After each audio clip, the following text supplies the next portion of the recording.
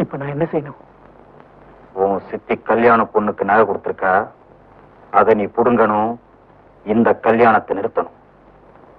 Manager, வேண்டாண்டா, பாவண்டா. வேணாண்டாவா?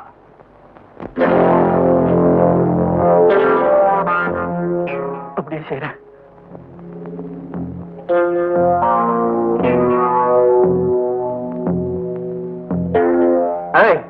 நிறுத்துட கல்யாணத்தை. அந்த சத்தியவதி கழுவி 5 பவுன் நகையோட இங்க வந்ததா கேள்விப்பட்டேன்.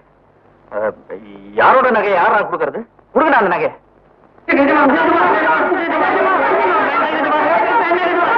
என் தங்கச்சி கல்யாணத்தில் நிறுத்தாதீங்க.